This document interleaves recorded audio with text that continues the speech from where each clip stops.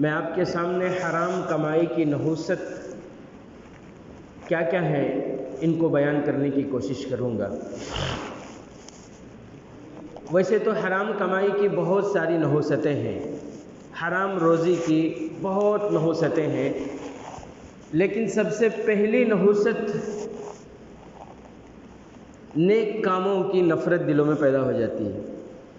نیک لوگوں سے نفرت، اللہ والوں سے نفرت، علماء سے، صلحاء سے، انبیاء کے وارثین سے، اماموں سے، مؤذنوں سے ایک قسم کی نفرت دل میں پیدا ہو جاتی ہے، ان کی محبت دل سے ختم ہو جاتی ہے۔ آج میرے عزیز ساتھیوں، حرام روزی کو، حرام کمائی کو، حرام مال کو ہم لوگوں نے بہت معمولی سمجھ لیا، حالانکہ یہ کوئی معمولی بات نہیں ہے۔ 1000 زہریلے سانپوں کا زہر، 1000 زہریلے سانپوں کے زہر وہ اثر نہیں کرتا جو ایک حرام لقمہ اثر کرتا ہے، ایک حرام لقمہ جو اثر کرتا ہے۔ جناب آقا محمد الرسول اللہ صلی اللہ علیہ وسلم نے اسی لیے فرمایا کہ ایک لقمہ اگر پیٹ میں حرام کا چلا جائے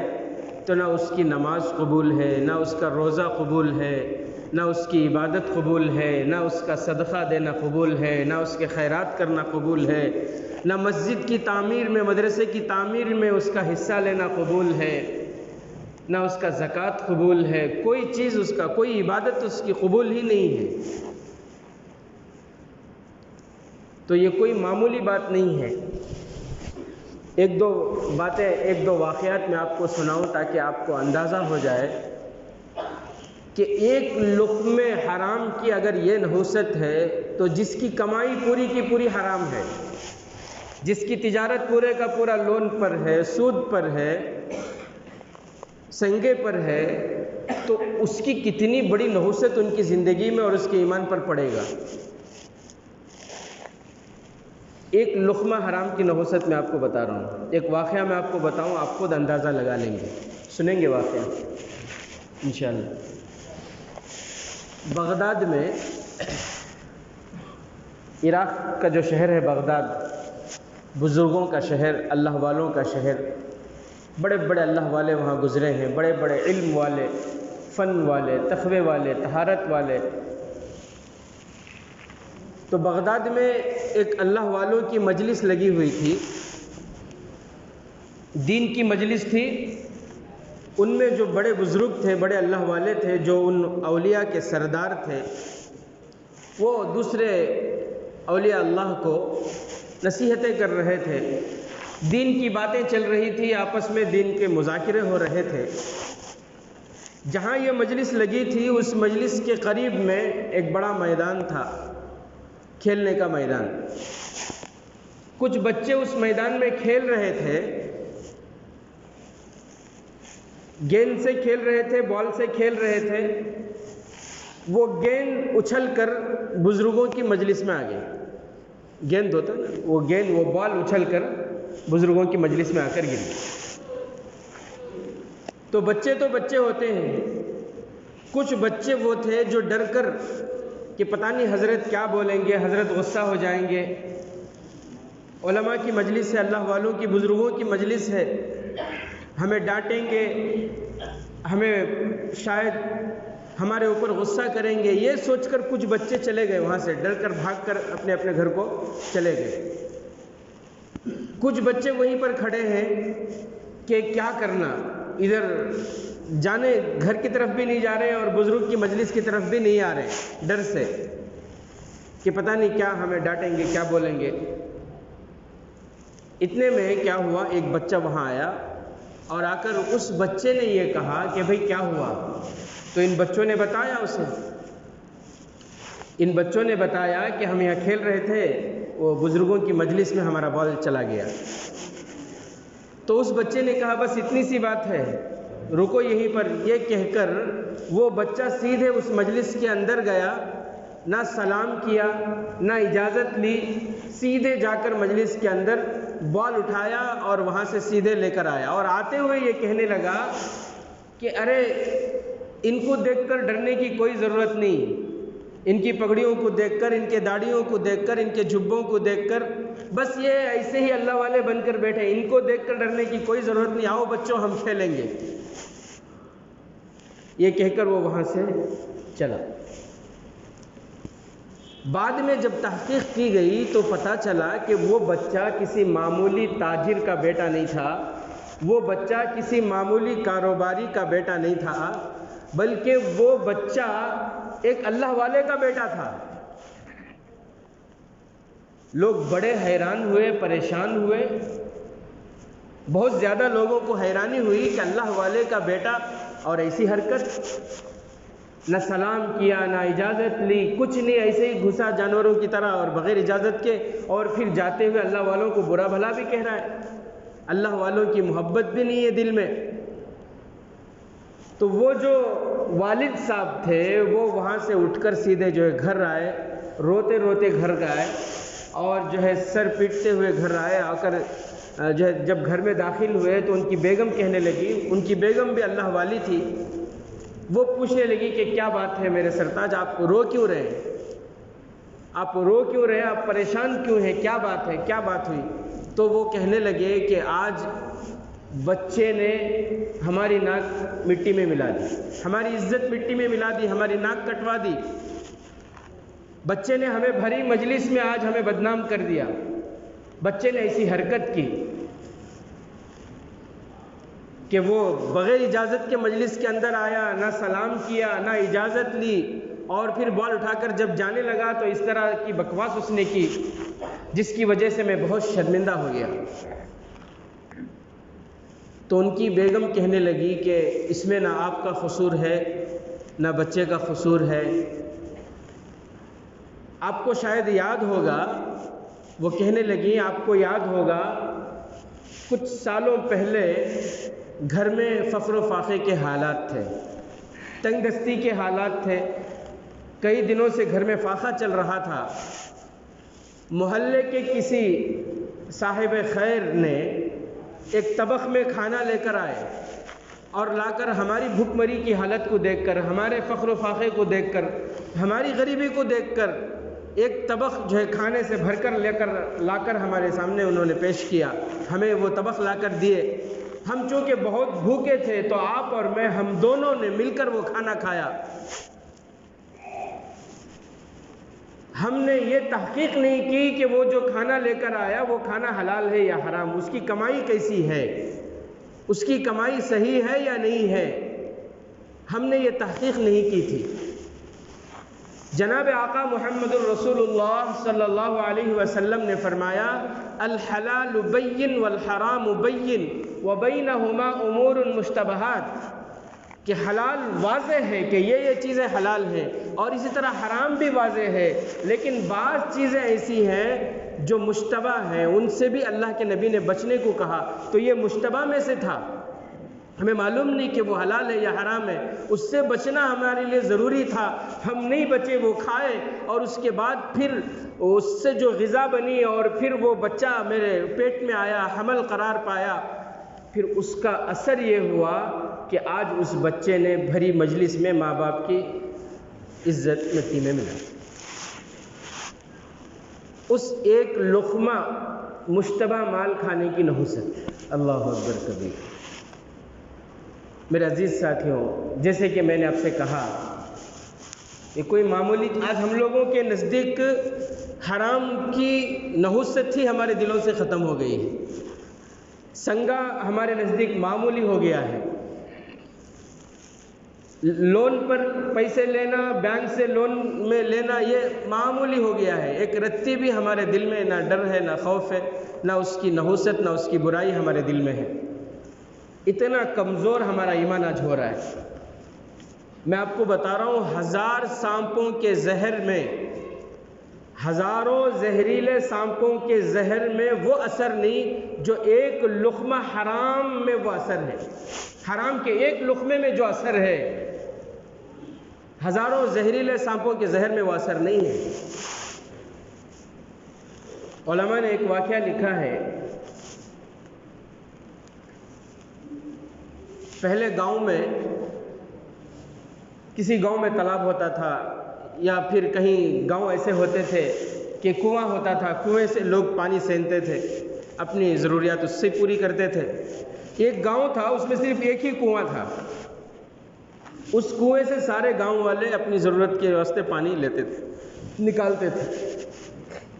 تو وہاں کی مسجد میں آج کی طرح اتنی سہولتیں تو پہلے نہیں تھی، بہت پہلے کی بات میں آپ کو بتا رہا ہوں۔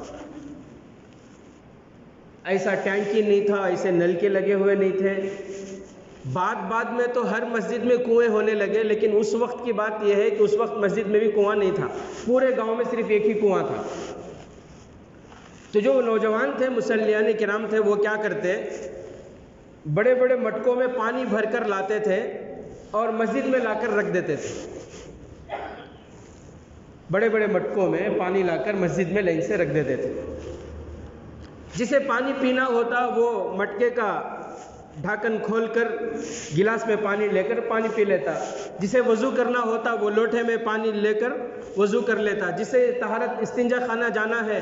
وہ مٹکے سے پانی لے کر استنجا خانے چلا جاتا۔ تو اس طرح لوگوں کی ضرورتیں پوری ہوتی۔ اس وقت ایک صاحب تھے، بڑے شریف تھے، بڑے با اخلاق تھے، بڑے مہذب تھے، پورے گاؤں میں ان کی شرافت کے تذکرے، ان کے اچھے اخلاق کے تذکرے، بڑے اچھے ہنر کے وہ مالک تھے۔ ان کا جو بیٹا تھا، چھوٹا تھا لیکن بہت اچھا تھا بچہ بھی، ابا کی شرافت، ابا کے اچھے اخلاق اس بچے کے اندر نظر آتے تھے لوگوں کو۔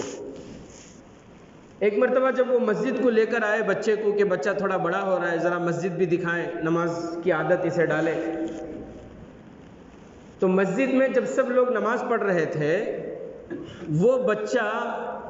ساتھ میں ایک سوا لے کر آیا تھا۔ سوا سوئی سے جو بڑا ہوتا ہے، وہ سوا لے کر آیا تھا اور اس نے پورے مٹکے میں جا کر چھیڑ ڈال دی۔ جب تک سارے نماز پڑھ کر فارغ ہوئے پورا پانی بہہ چکا تھا۔ اب لوگ دیکھ کر حیران، نہ اب پانی پینے کے لیے پانی ہے، نہ وضو کے لیے، نہ طہارت کے لیے، پورا پانی ختم ہو گیا، ضائع کر دیا۔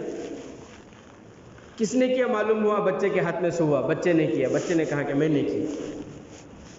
اب ان کے ابا جو تھے بڑے شریف تھے، بڑے با اخلاق تھے، لوگوں نے کچھ نہیں کہا لیکن ان کے دل پہ بڑا اثر ہوا۔ وہ بھی روتے ہوئے سیدھے گھر گئے، گھر جا کر بیگم سے کہنے لگے کہ بیگم بچے نے ایسی حرکت کی، آج جو ہے میرا دل بہت ٹوٹ گیا، بچے نے ایسی الٹی حرکت کی کہ ہماری ناک کٹا دی اس نے، ایسی گھٹیا حرکت اس نے کر دی۔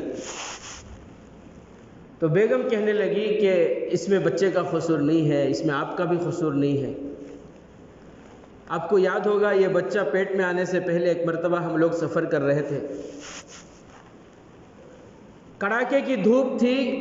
سفر کرتے کرتے ہم لوگ ایک جگہ رکے، بہت زیادہ پیاس لگی ہوئی تھی، جہاں پر جس درخت کے نیچے سائے میں ہم رکے ہوئے تھے وہاں قریب میں ایک درخت تھا، انار کا درخت، بہت پیاس لگی ہوئی تھی تو وہاں سے ایک انار توڑ کر لے کر آئی میں، اور پھر جو ہے اسے دبا کر سوئی سے اسے سوراخ کر کے ہم دونوں نے اس کا جوس پیا تھا، شاید آپ کو یاد ہو۔ انہوں نے کہا کہ ہاں یاد ہے، ہم نے وہ انار کا جوس سوئی سے سوراخ کر کے وہ پیا تھا۔ اس واقعے کو بول کر وہ کہنے لگی کہ آج وہ سوئی سوا بن کر ہمیں تکلیف دے رہا ہے۔ وہ جو رس ہم نے پیا تھا، اس کے بعد وہ بچہ حمل میں ٹھہرا، پھر اس کی پیدائش ہوئی، تو اس ایک انار مالک کے اجازت کے بغیر، درخت والے کی اجازت کے بغیر وہ لیا گیا تھا تو وہ حرام تھا۔ اس ایک حرام انار کی نحوست یہ ہے کہ آج بچے سے ایسی حرکت ہو رہی ہے۔ اللہ اکبر کبیر۔ تو اب سوچو، جو سنگا میں مشغول ہیں، جو لون پر مشغول، جن کی تجارتیں ہو رہی ہیں، ان کی کمائی کی نحوستیں کیا ہوں گی؟ اللہ حفاظت فرمائے میرے عزیز ساتھیوں، جس طرح حرام کمائی کی نحوستیں ہوتی ہیں اسی طرح حلال کمائی کی برکتیں بھی ہیں۔ پیران پیر عالم ربانی فیض سبحانی شیخ عبد القادر جیلانی رحمۃ اللہ علیہ ایسے ہی آسمان سے دنیا میں نہیں آئے، وہ بھی تو پیدا ہی ہوئے تھے نا۔ ان کے والد صاحب کا قصہ مشہور ہے، جب وہ جوانی میں کہیں جا رہے تھے ایک مرتبہ، بہت مشہور واقعہ آپ سب جانتے ہیں، تو دریا کے کنارے سے وہ گزر رہے تھے، بہت زیادہ ان کو بھوک لگی ہوئی تھی، اور شریعت کا مسئلہ یہ ہے کہ انسان مجبور ہے، اس کے پاس کچھ بھی نہیں ہے، کھانے پینے کو کچھ بھی نہیں ہے، اتنی پیاس لگی ہے کہ اگر وہ حلق نہیں سکھائے گا تو اس کی جان چلے جائے گی، سوائے شراب کے اس کے پاس کچھ نہیں ہے۔ تو فَمَنِ اضْطُرَّ غَيْرَ بَاغٍ وَلَا عَادٍ، 2-3 قطرے شراب کے جس سے حلق سوکھ جائے اور اس کی جان بچ جائے، شریعت اس کی اجازت دیتی ہے۔ جان کنی کی حالت میں آپ اکیلے ہیں، کسی نے گھیر لیا آپ کو دشمنوں نے،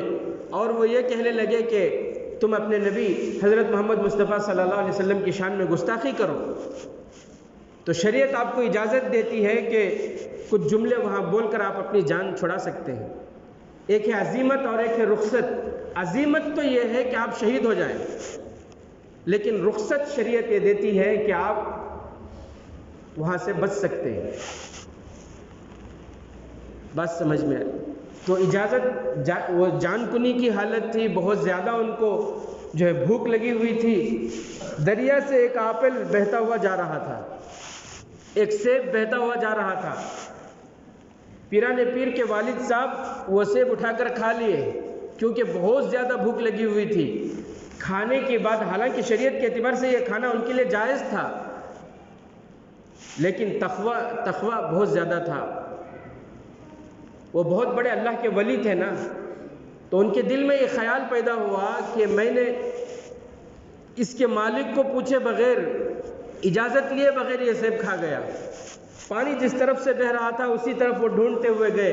کہ کہاں پر وہ سیب کا درخت ہے۔ وہ سیب کا درخت ملا، اس مالی کے پاس گئے اور جا کر اس سے معافی مانگی کہ بھائی مجھے معاف کر دو، آپ کے سیب کا، آپ کے جو ہے ایک درخت میں سے ایک سیب نکل کر وہ دریا سے بہ رہا تھا، میں نے آپ کی اجازت کے بغیر کھا لیا، لیکن اب مجھے اللہ کا ڈر ہے، خوف ہے، کل قیامت کے دن اللہ مجھے پوچھ لے گا تو میں کیا جواب دوں گا، اس لیے آپ مجھے معاف کر دو۔ وہ جو مالی تھے ان کو کئی دنوں سے نیک دیندار داماد کی تلاش تھی، اتنے بڑے پرہیزگار اور متقی سے اچھا داماد ان کو کہاں ملے گا؟ وہ تو دل میں خوش ہو گئے اور انہوں نے کہا کہ نہیں، میں معاف نہیں کروں گا، 2 شرطوں پر میں معاف کروں گا۔ پہلی شرط یہ ہے کہ اتنے دنوں تک تمہیں میرے باغ کی حفاظت کرنی ہوگی، میرے باغ میں رہنا ہوگا، جھاڑوں کی پانی دینا، اس کی حفاظت کرنا، دیکھ بھالی کرنی ہے۔ اور دوسری شرط یہ ہے کہ میں اسی وقت میں معاف کروں گا کہ جب تم، میری بیٹی ہے،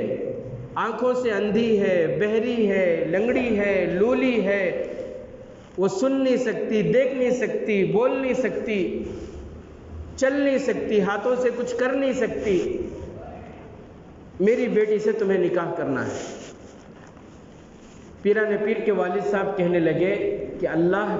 کی پکڑ سے بچنے کے لیے میں کچھ بھی کرنے کو تیار ہوں، اللہ کے عذاب سے بچنے کے لیے میں کچھ بھی کرنے کو تیار ہوں۔ جب ان کے دن ختم ہوئے، باغ دیکھنے کی جو دن متعین ہوئی تھی وہ ختم ہوئی، تو دوسری شرط پوری، یعنی نکاح پڑھائے، اور نکاح پڑھانے کے بعد جب رخصتی ہوئی اور پھر پیران پیر شیخ عبد القادر جیلانی کے والد صاحب جو روم میں داخل ہوئے تو گھبرا کر باہر آ گئے۔ کیوں؟ اس لیے کہ وہاں دیکھ رہے ہیں کہ وہ دیکھ بھی رہی ہے، وہ اس کے کان بھی اچھے ہیں، وہ اسے بولنے کی طاقت بھی ہے، اس کے ہاتھ پیر بھی صحیح سالم ہیں، تو وہ ڈر گئے، گھبرا گئے کہ کہیں میں کسی اور لڑکی کے پاس تو نہیں آ گیا۔ سیدھے مالی کے پاس گئے اور جا کر کہنے لگے کہ آپ نے تو اپنی بیٹی کے بارے میں ایسا بتایا تھا، لیکن وہاں تو کوئی اور ہے۔ تو مالی صاحب کہنے لگے کہ میں نے اندھی اس لیے کہا تھا کیونکہ میری بیٹی جب سے گوشے میں آئی ہے اس کے بعد سے لے کر آج تک کسی مرد کی طرف اس کی نگاہ نہیں پڑی، اس اعتبار سے وہ اندھی ہے۔ میں نے بہری اس لیے کہا تھا کہ جب سے وہ بڑی ہوئی ہے اس کے بعد سے لے کر آج تک کبھی کوئی غلط بات نہیں سنی، جب سے وہ بڑی ہوئی ہے اس وقت سے لے کر آج تک کبھی کوئی غلط بات زبان سے نہیں بولی، کبھی کوئی غلط قدم نہیں اٹھایا، کبھی کوئی غلط کام نہیں کیے، اس لیے میں نے لنگڑی لولی کہا تھا۔ تو میرے محترم عزیز دوستوں، ایک سیب وہ بھی جائز تھا، لیکن کھانے کے بعد ان کے دل میں یہ ڈر پیدا ہوا کہ مالک کی اجازت کے بغیر میں کھا گیا۔ آج لوگ کیا کرتے ہیں؟ زمینیں ہڑپ کر جاتے ہیں، بلڈنگیں کھا جاتے ہیں، سیمنٹ کھا جاتے ہیں، لوہا کھا جاتے ہیں، غریبوں کا آیا ہوا راشن کھا جاتے ہیں، قبرستان کا مال کھا جاتے ہیں، مدرسے کا مال کھا جاتے ہیں، مسجد کا مال کھا جاتے ہیں، لیکن ہے کسی میں ہمت جو ان کو انگلی دکھا کر بتا سکے کہ آپ نے ایسا کیوں کیا؟ یا خود ان کو احساس ہو کہ میں یہ جو کر رہا ہوں غلط ہے؟ میرے محترم بزرگوں، دوستو، تو ایسی طہارت تھی، ایسا تقویٰ تھا، ایسی پاکیزگی تھی اور حلال حرام کی ایسی تمیز تھی، تب جا کر ایسے اللہ کے ولی پیران پیر عالم ربانی فیض سبحانی شیخ عبد القادر جیلانی رحمۃ اللہ علیہ دنیا میں تشریف لائے۔ بغداد میں ایک دکان، آج میرے عزیز ساتھیوں ہمارے کاروبار سے بھی لوگ بھاگتے ہیں، ہماری تجارت سے، ہمارے ساتھ بزنس کرنے سے بھی لوگ بھاگ رہے ہیں۔ بغداد میں ایک دکان تھا، دکان کے جو مالک تھے مسلمان تھے۔ ہندوستان میں ایمان کیسے آیا، اسلام کیسے آیا؟ تجارت کے راستے سے آیا۔ سب سے پہلے تاجر یہاں کیرلا سے ہندوستان میں داخل ہوئے، ان کی تجارت بہت زیادہ عام ہوئی۔ وہاں کے بادشاہ کہنے لگے ان کو بلا کر کہ تم ایسا کیا کر رہے ہو کہ تمہاری تجارت چل رہی، ہماری تجارت نہیں ہو رہی؟ انہوں نے کہا کچھ بھی نہیں کر رہے، ہم صداقت، ہم سچ بولتے ہیں، ہم دھوکہ نہیں دیتے، ہم عیب کو ظاہر کر کے چیز کو بیچتے ہیں، ہم صحیح قیمت لگاتے ہیں۔ وہ بادشاہ اتنا متاثر ہوا کہ وہ خود مسلمان ہو گئے، پوری رعایا مسلمان ہو گئے۔ تو بغداد میں ایک تاجر تھے، کپڑوں کی تجارت کرتے تھے، بڑے ایمان والے تھے، اللہ والے تھے۔ انہوں نے اپنے نوکروں سے کہا تھا کہ کبھی بھی کوئی سامان بیچنا ہو، اس کے اندر کوئی عیب ہے، کوئی نقص ہے، کوئی کمی ہے تو خریدنے والے کو بتا کر بیچنا۔ ایک مرتبہ ان کا نوکر کچھ پیسے لا کر دیا، اس زمانے میں درہم دینار سونے چاندی کے، تو مالک نے کہا کہ بھائی بہت پیسے، آج کیا بات ہے؟ تو نوکر نے کہا کہ وہ کونے میں، دکان کے کونے میں جو کپڑے کی تھان تھی وہ میں نے آج بیچ دی۔ تو سر پر ہاتھ رکھ لیے وہ، اللہ کے بندے، اس کپڑے کے تھان میں تو چوہوں نے کاٹا تھا اسے اور اس کا رنگ پھیکا پڑ رہا تھا، تم نے جسے بیچا ان کو بتایا کہ اس میں جو چوہے کاٹے ہوئے ہیں اور اس کا رنگ پھیکا پڑ رہا ہے؟ تو نوکر نے کہا کہ نہیں، میں تو بتانا بھول گیا۔ فوراً تیز گھوڑا منگائے اور ان سے پوچھا کہ کس طرف گئے وہ؟ اس نوکر نے کہا کہ اس طرف گئے۔ وہ تیزی سے گھوڑے پر جو ہے اس طرف گئے، ایک قافلہ ملا، قافلے والوں کو روک کر انہوں نے کہا کہ بھائی آج آپ میں سے کسی نے بغداد کے فلاں کپڑے کے دکان میں کپڑا خریدا ہے کسی نے؟ ایک یہودی نے کہا کہ ہاں میں نے خریدا، کیا بات ہے؟ تو انہوں نے کہا کہ بھائی معاف کرو اللہ کے واسطے، اصل میں یہ ہے کہ آپ نے جو تھان خریدا ہے اس میں چوہے کاٹے ہوئے ہیں اور اس کا رنگ پھیکا پڑا ہوا ہے، یہ عیب بتائے بغیر آپ کو وہ کپڑا دے دیا گیا تھا، اس لیے آپ سے میں سب سے پہلے معافی مانگتا ہوں، اور دوسری بات یہ ہے کہ آپ اگر چاہیں تو وہ کپڑا واپس کر دیں، آپ کے پیسے ہم واپس دے دیں گے، نہیں تو آپ اتنے پیسے میں دوسرا کپڑا خرید لیں۔ وہ پھر جو ہے دکان کو آیا، اس نے آ کر وہ کپڑا واپس کر دیا، دوسرا کپڑا اس نے لیا، اس کے پیسے اسے واپس کر دیے، پھر اس کپڑے کے وہ قیمت یہودی نے دیے۔ یہ پیسے جو واپس کیے دکان والے، پہلے پیسے، تو یہ پیسے لے کر وہ یہودی پھینک دیا زمین میں۔ عجیب معاملہ، سب پریشان ہوئے، بھئی پیسے پھینکنے کی چیز تھوڑی ہے، پیسے پھینکنے کی چیز ہے کیا؟ آج اسی پیسے کی وجہ سے ہمارے اندر حلال حرام کی تمیز نہیں ہے، آج اس پیسے کے ہم ایسے بھوکے ہو گئے، ایسے حریص، ایسے لالچی ہو گئے، حلال حرام کی تمیز نہیں ہے،